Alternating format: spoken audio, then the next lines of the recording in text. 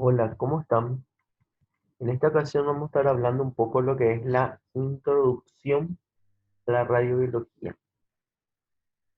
La radiobiología podemos definir de varias formas, como el caso de el estudio de los efectos biológicos a causa de las ondas ionizantes, como así también podemos decir que la radiobiología es ya la rama de la biología.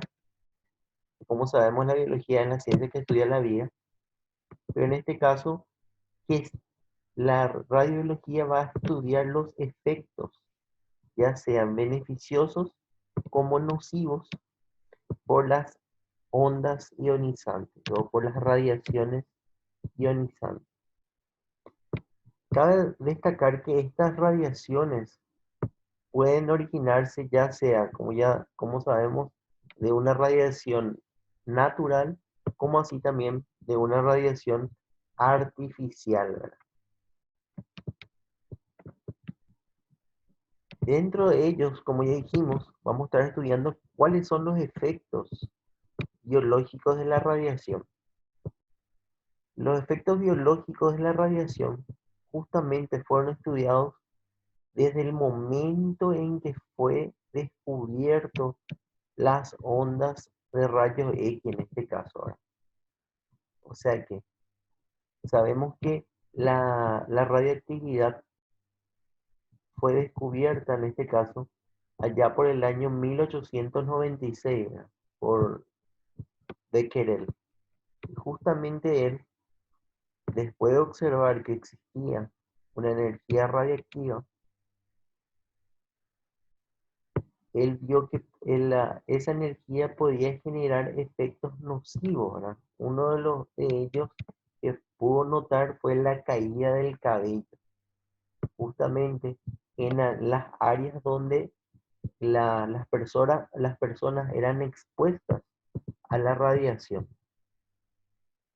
Justamente ellos también observaron que justamente la radiactividad, a medida que era más concentrada, podría tener un mayor efecto a nivel visual. Y ahí dio entrada justamente a esta ciencia. Pero ¿dónde encontramos la radiación? Como vemos, encontramos en casi todos los aparatos que conocemos, ¿verdad? Donde vamos a estar viendo que hay una diferencia entre ondas ionizantes como también ondas no ionizantes, dependiendo del espectro, en este caso, radiactivo. Ahí vemos que los aparatos eléctricos, las pantallas de televisión, el Wi-Fi, la radio, la TV, los celulares, los microondas, la luz infrarroja, la luz visible, todos ellos prácticamente son un tipo de energía no ionizante. Y de ahí después ya tenemos ya los rayos X como los rayos gamma, que son en este caso un ejemplo de energía ionizante, o sea que una energía potencialmente nociva dependiendo de las dosis absorbidas o la dosis efectiva.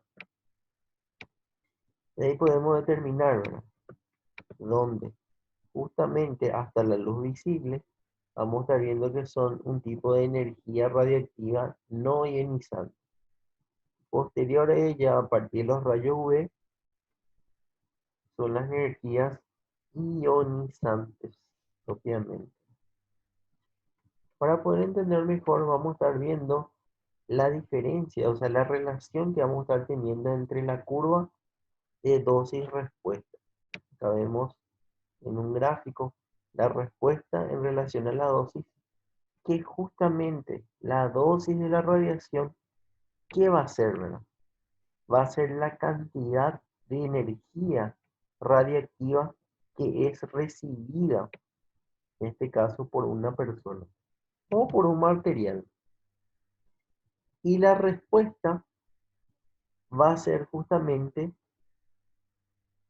la respuesta que va a generar dicha exposición de radiación. De ahí vamos a estar viendo que se puede dividir, ¿verdad? Vamos a estar viendo que se puede dividir en lineal o no lineal. o si se relaciona con el umbral o sin umbral justamente.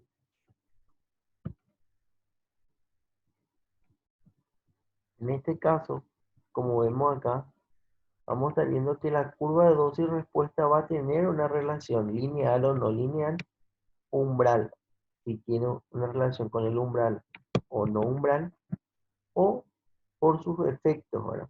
Su incidencia en los efectos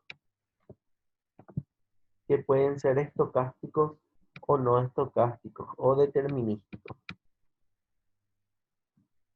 En relación a en este caso, los efectos biológicos, según la respuesta sea proporcional a la dosis, vamos a tener que puede tener una relación lineal como no lineal. ¿A qué se refiere? Cuando nos referimos a una respuesta lineal, como vemos acá, es cuando está directamente relacionada con la dosis. O sea, que al aumentar la dosis, aumenta proporcionalmente la respuesta. A diferencia de la no lineal, que no es proporcional a su dosis. O sea que podemos tener diferentes casos, ¿verdad? Podemos tener una dosis pequeña, pero una respuesta grande. Como así también una dosis mayor, pero una respuesta menor. Ya va a depender ya de la casualidad que vamos a estar viendo más adelante. Después tenemos lo que es la clasificación según el umbral, ¿verdad? Según el estímulo que vamos a tener. Si es proporcional al estímulo o no. Cuando hablamos que es un efecto biológico en relacionado con el umbral, se refiere que está relacionado justamente con la dosis. Justamente, ¿verdad? Donde si la dosis recibida no es suficiente para quebrantar el umbral, donde el umbral vamos a estar viendo que es diferente en cada organismo, no va a generar daño. Pero si tenemos en contrarrespuesta la no umbral, quiere decir que cualquier dosis, no importa qué tan pequeño sea, puede generar daño.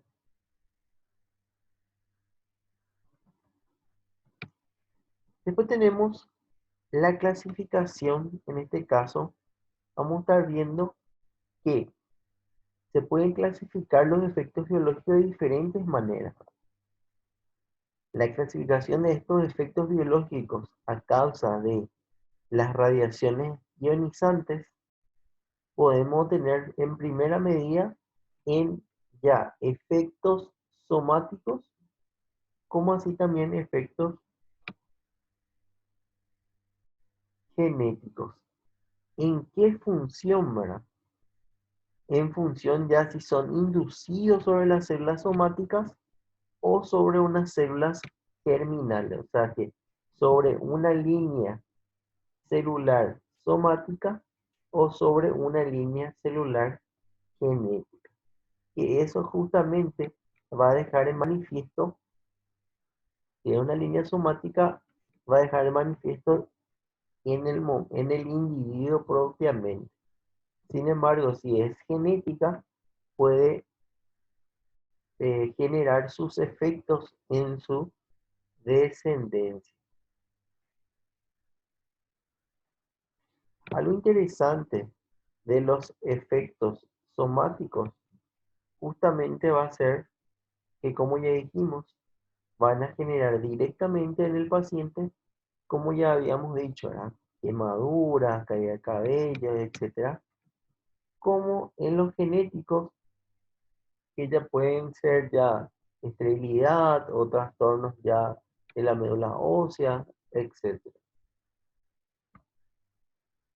También podemos clasificarlos, en este caso, en inmediatos y tardíos, ¿verdad? Ya en función al tiempo en que transcurre posterior a su irradiación. O sea que si aparece de forma inmediata, vamos a decir que es un efecto inmediato, o si es de forma tardía, ¿verdad? Los efectos inmediatos, como vemos acá, son aquellos que aparecen en la persona irradiada en un margen de tiempo de días o pocas semanas. Algo interesante es justamente este tipo de, de efectos son los que llamamos efectos no estocásticos. O sea, que se pueden manifestar en un tejido concreto, ya sea, por ejemplo, el síndrome hematológico o un síndrome gastrointestinal, en un tejido o en un sistema en específico. Algo muy interesante que tenemos que tener en cuenta es el proceso de recuperación que se puede dar a nivel celular, que justamente va a mediar en la respuesta que pueda tener el paciente a causa ya de la exposición, ¿verdad? Un ejemplo sería el caso de la fibrosis pulmonar, ¿verdad? Debido ya a una dosis excesiva de radiación o eritemas o quemaduras en la piel, ¿verdad? En relación a los efectos tardíos, como vemos acá, son aquellos que ocurren al azar dentro de una población de individuos irradiados. Son, por lo tanto, efectos estocásticos, no siendo posible en ningún caso establecer para ello una relación de dosis-efecto individual. O sea que vamos a estar viendo que va a tener una relación de casualidad más adelante, ¿verdad?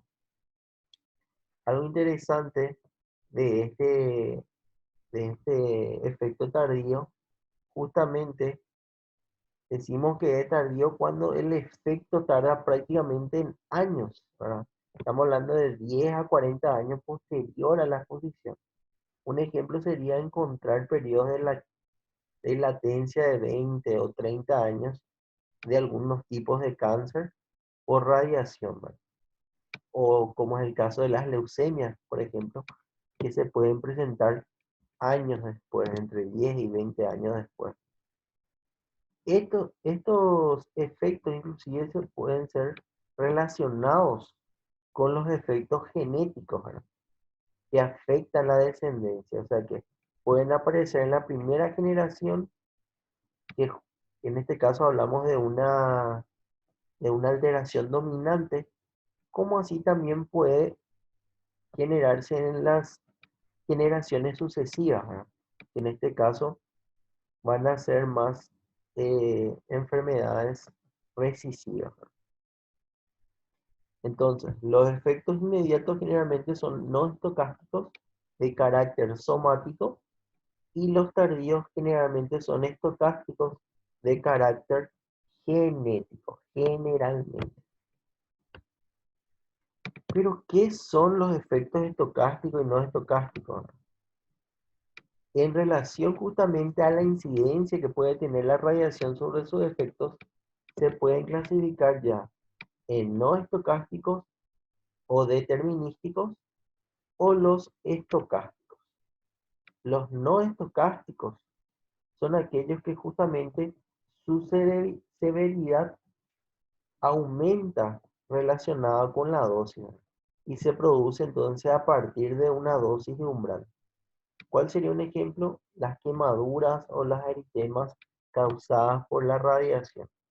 O sea que encima de una dosis umbral se generan ya los cambios a nivel piel más que nada. Como ya dijimos, son efectos más somáticos. Algo interesante de los efectos, en este caso no estocásticos, es que generalmente están asociados a una alta dosis en un periodo de tiempo corto. Y eso justamente va a generar los cambios que estamos viendo, como en las eritemas, las quemaduras, como así también podemos tener, por ejemplo, una formación de cataratas, etc. En relación a los efectos estocásticos, esto se relaciona más ya con la casualidad. O sea que no tiene relación con un umbral de dosis, a diferencia del no estocástico que dijimos que sí guarda relación. Por eso, altas dosis rompe el umbral y genera una respuesta. A diferencia de los estocásticos que no guardan relación con un umbral, o sea que la persona puede recibir bajas dosis de radiación, pero de igual manera generar cambios en este caso. Este tipo de efectos pueden inducir, como vemos, a tipos de cánceres, como así también mutaciones genéticas, ¿verdad? O sea que los efectos estocásticos generalmente no se relacionan con una dosis umbral. O sea que se da simplemente al aumentar la dosis, sí puede aumentar la probabilidad de ocurrencia, ¿verdad? Pero así también pequeñas dosis pueden generar de igual manera un cambio ya a nivel genético, o sea, a nivel ADN. Ahí tenemos los efectos no estocásticos. Entonces nos referimos ya a una respuesta sistémica a la radiación, ¿verdad? Que va a depender ya justamente que sea por encima de la dosis umbral. Generalmente genera eritemas, quemaduras o inclusive las cataratas, que es la opacidad en este caso, ¿no? Los estocásticos, sin embargo, no guardan relación de una dosis umbral, pero lógicamente al recibir altas dosis aumenta la probabilidad de severidad. O sea que no quedamos al azar, ¿verdad? Puede ser que sí, como puede ser que no. Entonces, no hay dosis umbral y la probabilidad aumenta según la dosis propiamente.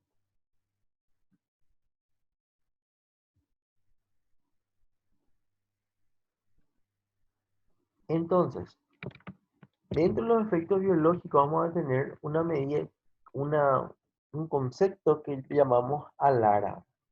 ALARA, que es un conjunto de siglas, que en español significa tan bajo como sea razonablemente posible. O sea, ¿qué nos dice eso? Que debemos de exponer al paciente o al tejido la menor cantidad de radiación posible.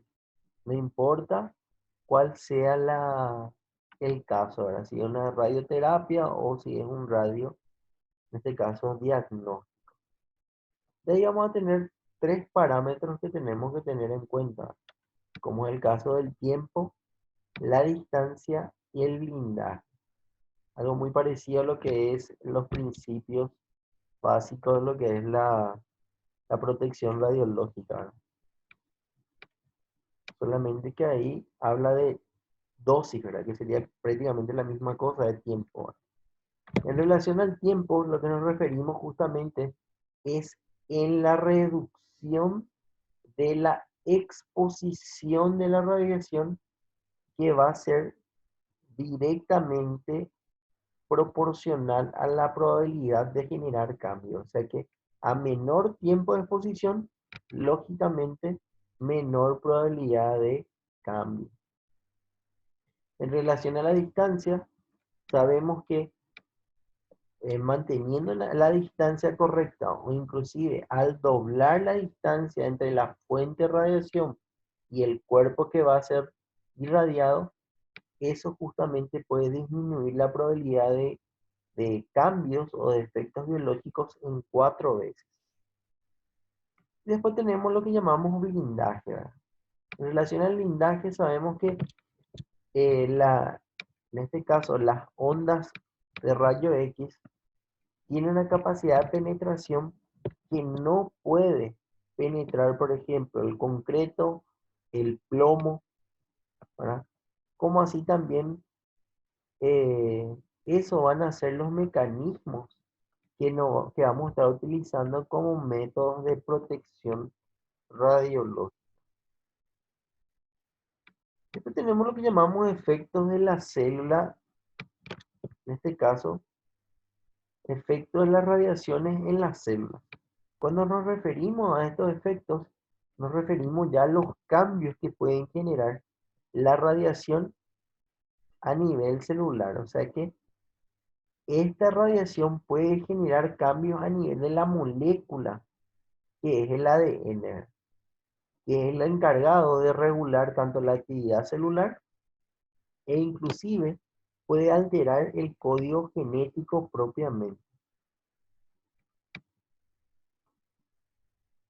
De ahí vamos a tener dos tipos de efectos. Uno que se llama efecto directo y otro que llamamos efectos indirectos. Cuando hablamos de efectos directos, que nos referimos ya a la teoría directa, como así también en los indirectos ya nos referimos ya a la teoría de radicales libres.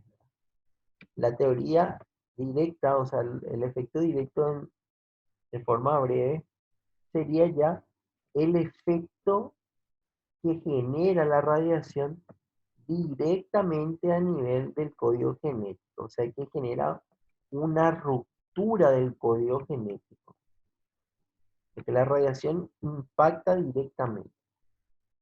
Y en el indirecto, en este caso, genera justamente un cambio, una ruptura en el código genético, pero de forma indirecta. ¿Cómo genera eso, verdad? Generando de forma indiscriminada radicales libres, que justamente eso van a generar una alteración del código genético.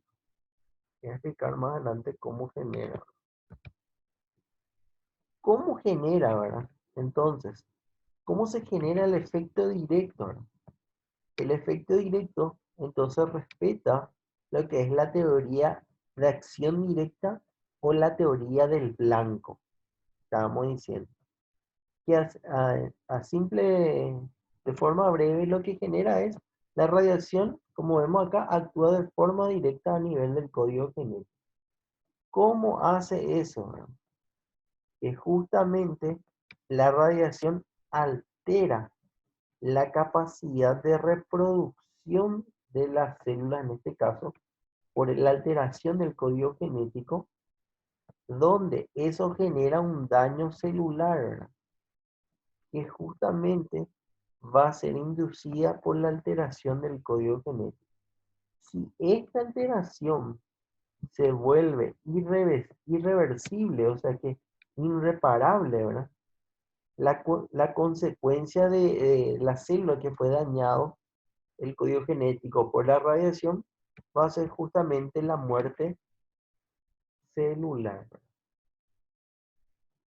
En caso que esa lesión no sea, en este caso, irreparable, ¿verdad? ¿Qué va a generar? Un ADN capacitado para generar, en este caso, mitosis, en este caso sucesiva, ¿verdad? Donde justamente ese cambio en la velocidad de mitosis puede generar en el transcurso alteraciones de la línea genética. O sea que si la célula sobrevive al impacto directo de la radiación, se repara de igual manera, eso activa un proceso a nivel de la profase de mitosis indiscriminada. Eso hace que en el proceso, por la velocidad y por no cumplir el ciclo celular adecuado, de la probabilidad de generar alteraciones a nivel genético. como así también puede generar mutaciones, etcétera. Eso justamente puede explicar la alteración que se puede dar de forma genética, ¿verdad? Que estábamos viendo más adelante, que serían los efectos estocásticos de forma tardía, ¿verdad? Que puede dar en generaciones y generaciones. A diferencia del efecto indirecto, que en este caso es una teoría ya donde la radiación no actúa directamente al código genético, sino que actúa a nivel de la molécula de agua. O sea que sabemos que el cuerpo humano que es prácticamente entre un 60 y 70% de agua. Y así también la proporción a nivel celular, ¿verdad? Un 60% aproximadamente.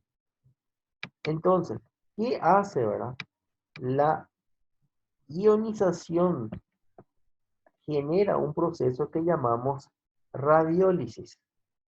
Eso hace que el agua, o sea, la molécula del agua, genere una ruptura, ¿verdad?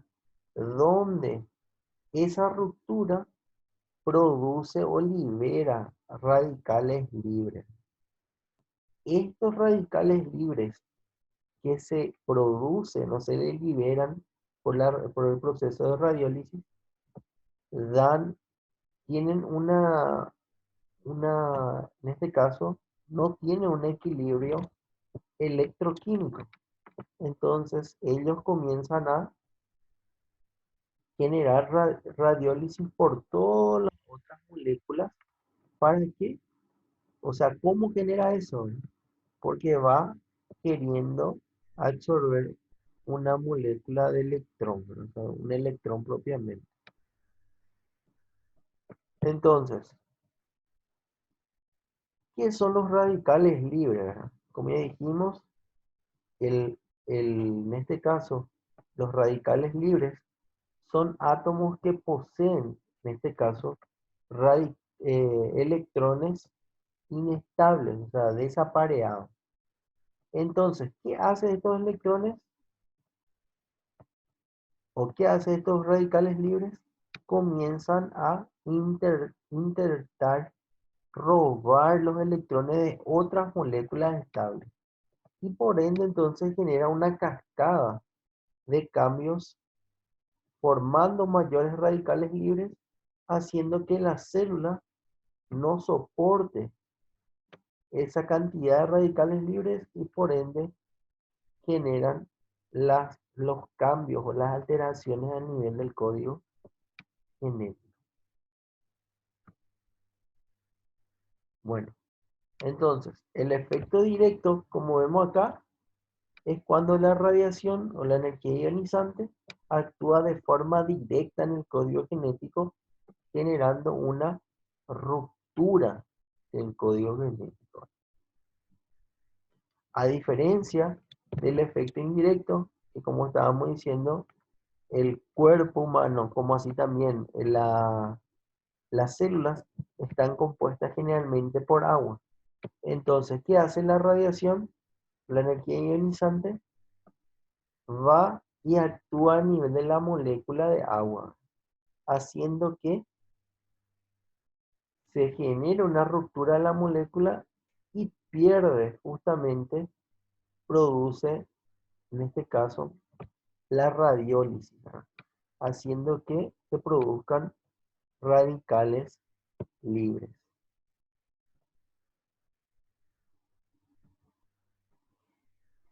Como estábamos diciendo, el cuerpo humano está compuesto en un 60-70% de agua, haciendo que sea eh, provechoso, en este caso, la radiación, en este caso cuando hace la vía indirecta.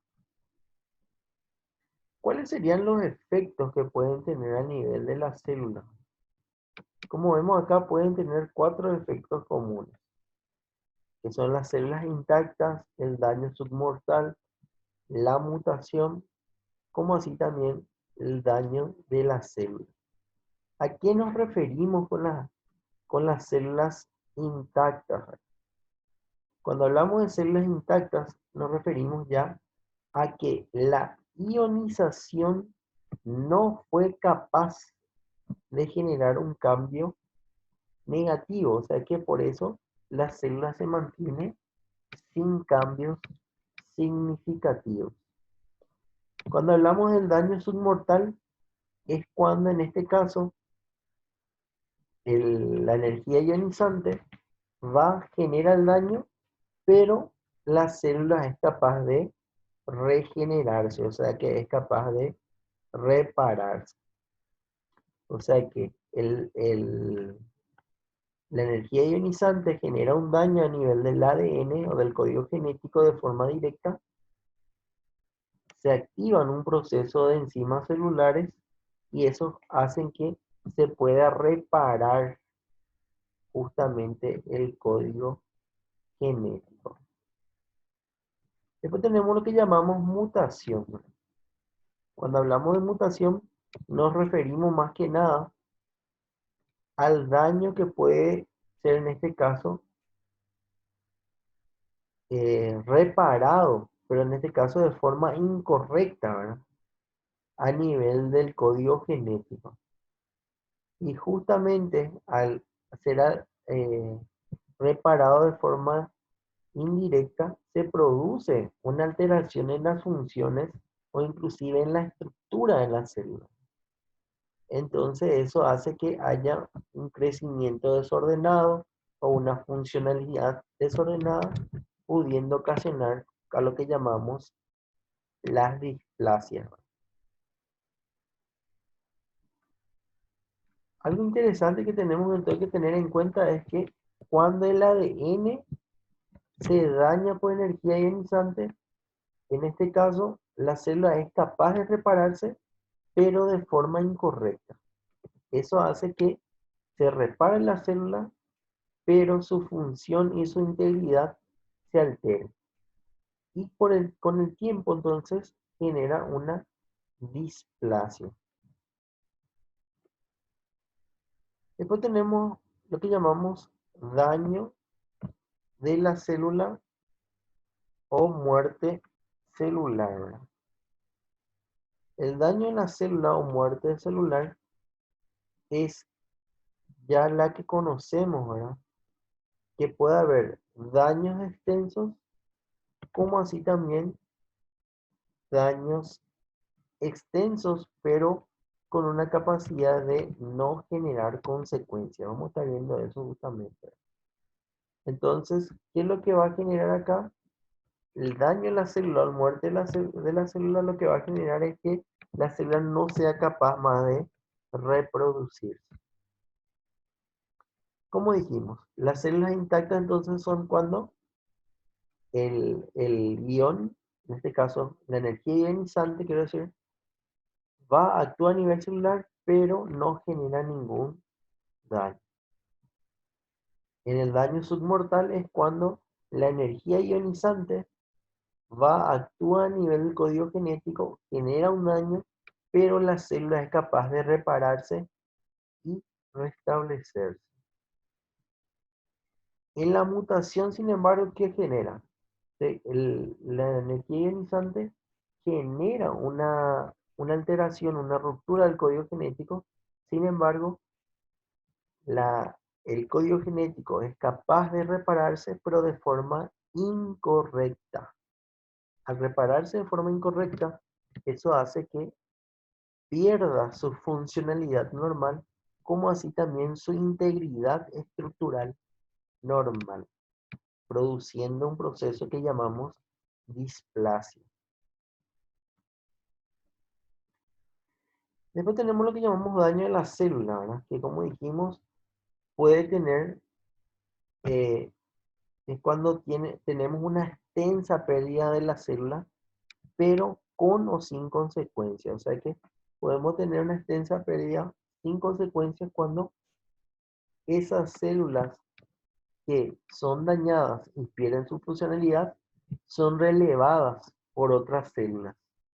A diferencia de los daños celulares con consecuencias, que son aquellas que la pérdida es tal que otras células no son capaces de relevarles en su función.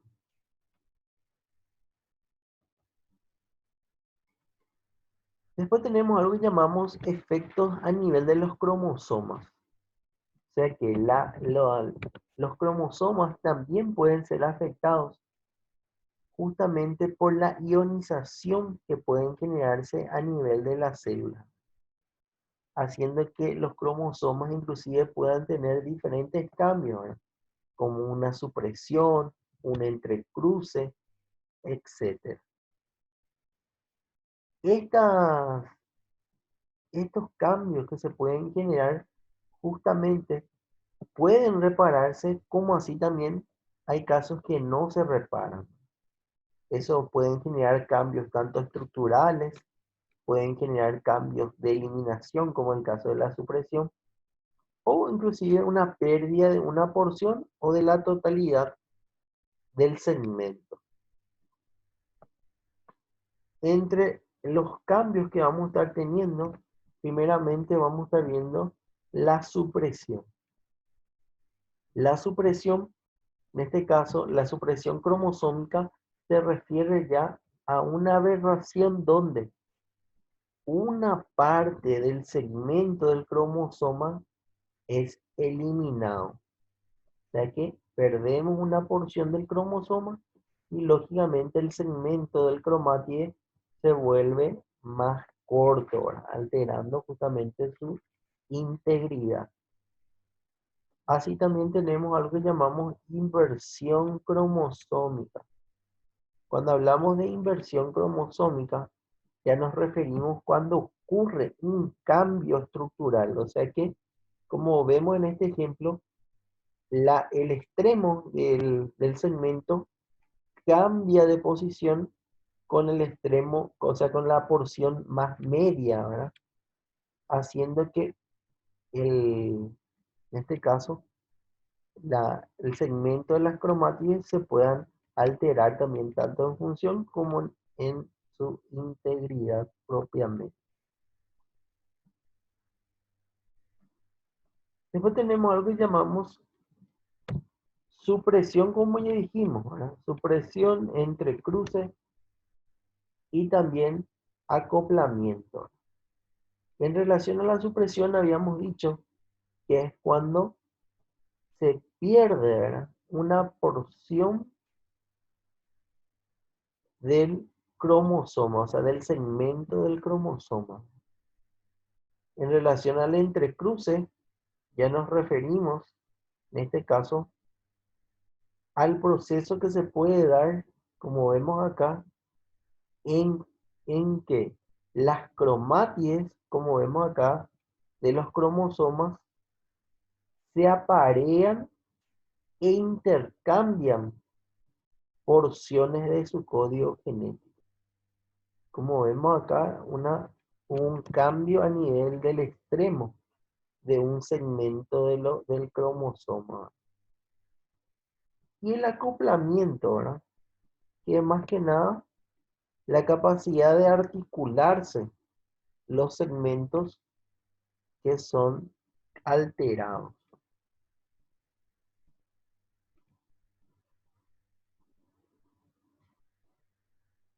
Luego tenemos lo que dijimos ya de la inversión, ¿verdad?, que es cuando hay un cambio, como vemos acá en la imagen, de un segmento.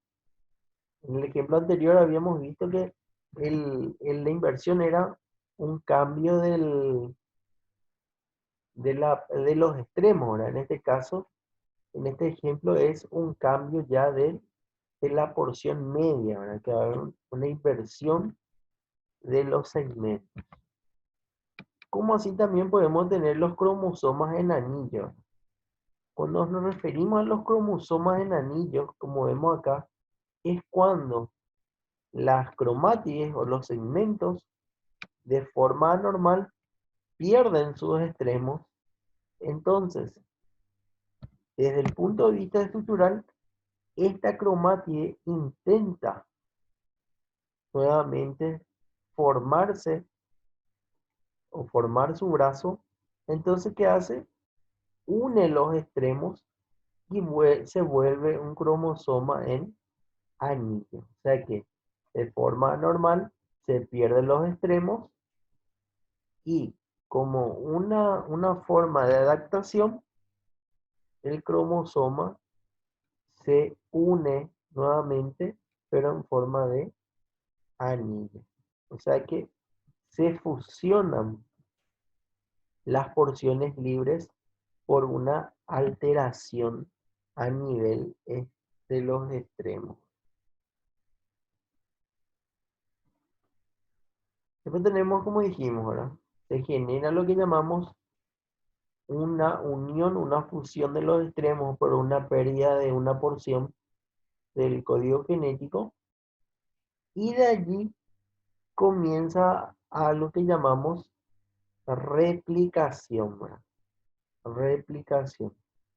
La replicación cromosómica no es más que nada, como vemos acá, en la repetición, en este caso, del fragmento del cromosoma a partir de un fragmento original. Se va replicando, va generando sus copias y van generando sus cambios. De ahí podemos ver, ¿verdad? Algunos cambios, como vemos, este caso va generando la cromática y tiene una secuencia que hace. La radiación actúa ante ella y vamos a estar viendo que a este nivel, por ejemplo, ya ocurrió un cambio, ¿verdad? ¿Ven cómo ocurrió acá el cambio? No tiene la misma secuencia de la anterior. Acá tenemos el código genético normal y acá ya es el código genético alterado, donde prácticamente hubo una inversión de lo que es el segmento del código genético. Aquí vemos también una inversión, inclusive un entrecruce, ¿verdad? Del código genético. Como vemos acá, va cambiando de posición, ¿no? Van cambiando de posición. Pues tenemos algo que se llama síndrome de irradiación aguda. El síndrome de radiación aguda, más que nada, es el conjunto de síntomas y signos que se presentan posterior justamente a una exposición radiactiva, en este caso al cuerpo, ¿verdad? De ahí vamos a tener algunas etapas, ¿verdad? Como es la etapa prodrómica. Posterior a ella vamos a tener una etapa de latencia y de ahí vamos a tener ya las etapas de la enfermedad propiamente. Cabe destacar que la respuesta que se puede presentar va a depender justamente del organismo de cada persona. O sea, como ya dijimos, depende del umbral, en este caso, de la persona para presentar los cambios que puedan tener. Va a depender también justamente en qué tiempo se presenta, porque si es aguda, nos referimos más que nada en minutos o inclusive en horas, ¿verdad? Justamente, entonces tenemos una exposición de ya por energía de rayos X o rayos gamma o neutrones, que son en este caso energías de alta posición, ¿verdad? De alta energía. Y justamente eso va a generar, como ya dijimos, una etapa prodrómica que generalmente se caracteriza ya por náuseas, vómitos, también generalmente pueden tener diarreas. Y como ya dijimos, generalmente se presenta en minutos o en horas. Si ingresa en un periodo de latencia, ahí ya nos podemos referir ya a la ausencia de síntomas, que puede variar ya de minutos a semanas, y posteriormente ingresa ya al proceso de la enfermedad manifiesta, que puede ser tanto de forma aguda o de forma referida. De forma aguda, vamos a estar viendo que puede presentarte tanto de forma general o de forma local, ¿verdad? General o local en relación al lugar donde fue expuesto, o la zona que fue expuesta, el tejido o el cuerpo por la energía radioactiva. De ahí vamos a tener que podemos tener el eritema, necrosis de la piel, caída del cabello, necrosis de tejidos internos, esterilidad, ya sea temporal o permanente, o inclusive alteraciones a nivel hematopoyético, entre otras. Estos son los más comunes. Entre los efectos referidos, generalmente ya se dan por una exposición de más intensa, y vamos a tener cicatrices, vamos a tener cataratas, podemos tener un cáncer pulmonar o unas anemias plásticas. Estábamos diciendo, ¿no? Si ven las leucemias. De ahí vamos a tener un poquito una unidad de medida, ¿verdad?, que llamamos Siever. ¿A qué nos referimos al Siever, verdad? Como sabemos, el Siever y el REN es más que nada una unidad de medida que determina, en este caso, la dosis de radiación ionizante dentro del cuerpo humano. ¿Qué es lo que va a determinar? Justamente esos efectos que pueden generar en la salud, en este caso, los niveles de radiación, ¿no? Ahí vamos a estar viendo que de 0 a 0,25 sieverts prácticamente no tenemos ningún cambio a nivel biológico. De 0,5 a 1 a 1 sievert, vamos a tener que podemos tener náuseas, pérdida de apetito, o inclusive tener daño a nivel de la médula ósea, ganglios linfáticos o a nivel vaso. Así también, si tenemos de 1 a 3 sievert, puede presentarse otra vez náuseas más leves y agudas, pérdida de apetito, infección, en este caso pérdida de la médula ósea, así también daños en los ganglios linfáticos, en el vaso, con una recuperación probable. A medida que va aumentando justamente las dosis en sievert, vamos a estar viendo que anteriormente se utilizaba de forma tradicional el REN, ¿verdad? Hoy en día se usa ya el sievert, que es el sistema de medición internacional, ¿verdad?, en relación a los efectos, porque también tenemos otras medidas que van midiendo otros tipos de dosis, ¿no? En relación a si es de 3 a 6 sievert, vamos a estar viendo que los síntomas y signos se van agudizando y se van exacerbando, ahora van empeorando. Vamos a tener la náusea severa, la pérdida de apetito, las hemorragias, infecciones, la diarrea, la descamación, la esterilidad y la muerte si no se trata. Descamación de la piel, lógicamente.